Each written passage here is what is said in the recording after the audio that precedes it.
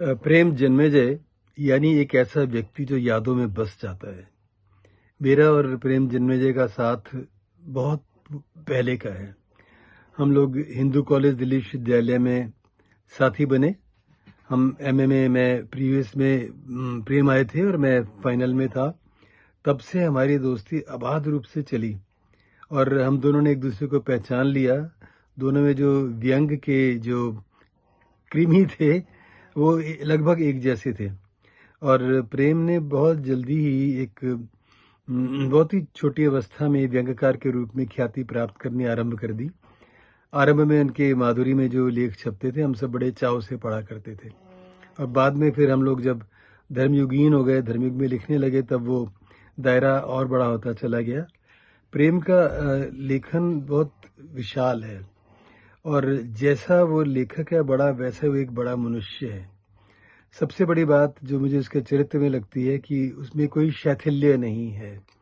एक पारिवारिक व्यक्ति हैं वो। परिवार के साथ रहना उन्हें सबसे ज़्यादा पसंद है और उतना ही फिर उनको दोस्तों के साथ रहना पसंद है।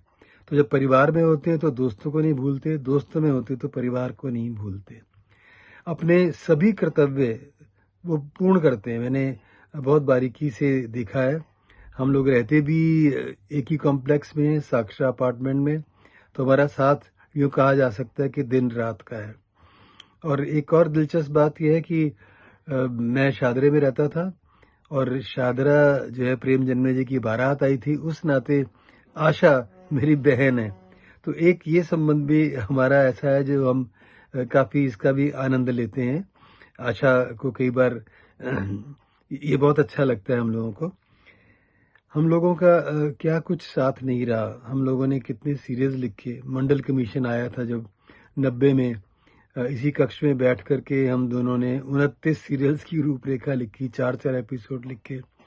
एक ऐसा था। और हमने उस समय जो हमारे बड़े व्यंग्यकार हैं, चर्चित व्यंग्यकार हैं, परसाई जी, शरद जोशी जी, श्रीलाल शुक्ल, लतीफ गांगी, नरेंद्र कोहली, इन सब की जो रचनाओं पर हम लोगों ने जो कलम चलाई, हमने उनकी स्क्रिप्ट बनाई, हमने उनकी पटकथाएं लिखी और ये जाहिर है कि हम सब उनके टच में थे। हम दोनों को चाहे परसाई हो, चाहे शरद जोशी हो, त्यागी जी हो, बहुत प्रेम करते थे। और प्रेम को तो प्रेम मिलना ही था, क्योंकि वो कहते हैं ना, वो यारों का यार है। बहुत समय देते हैं वो। प्रेम के पास समय हो ना हो, लेकिन वो फिर भी वक्त निकाल लेते हैं और जो कोई काम दिया जाता है उसको उस वक्त पर पूरा करने का पूर्ण प्रयास करते हैं। और जब से व्यंग यात्रा का प्रकाशन आरंभ हुआ और व्यंग यात्रा के दौरान तो मैं समझता हूँ कि शायद ही कोई ऐसी पत्रिका होगी, शायद ही कोई ऐसा संपादक होगा जो इतने वर्षों तक उसी दाम में, उसी कीमत में और उसी स्तर के साथ, बल्कि स्तर बढ़ता ही चला गया। और यूं अगर कहें कि रुपए के मूल्यन के साथ जो कीमत थी वो भी एक तरह से और कम होती चली गई। उन्होंने इतना मूल्यवान, महत्वपूर्ण व्यंग के पक्ष को प्रस्तुत किया है जो उनकी एक बहुत बड़ी विशेषता है। ये पूरे वो विश्वविख्यात हो गए। बहुत काम किया, बहुत पुस्तकें, और पुस्तकें केवल व्यंग की ही नहीं, व्यंग्यालोचना पर भी उन्होंने लिखा और जो व्यंग धर्मी हैं उन पर भी बहुत लिखा।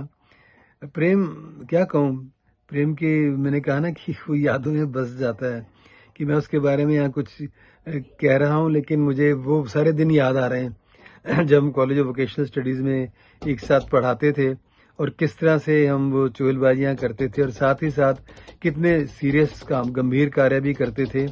हमने व्यंग को विधा बनाने के लिए, बनाने क्या, विधा तो वो थी, लेकिन उस संकल्प को साथ साथ लिया कि व्यंग स्वतंत्र साहित्यिक विधा बने। बहुत गोष्ठियाँ की, बहुत कुछ है कहने को, लेकिन मैं आज ये उनके अमृत महोत्सव पर यही कहूँगा कि वे स्वस्थ दीर्घायु हों, इसी तरह से अनवरत लिखते रहें और इसी तरह से हमारा जो मैत्री भाव है वह और प्रगाढ़ होता चला जाए। और बड़ा भाई होने के नाते मेरे समस्त आशीर्वाद और शुभकामनाएं प्रिय प्रेम जन्मेजय को। नमस्कार, मैं हरीश नवल, दिल्ली।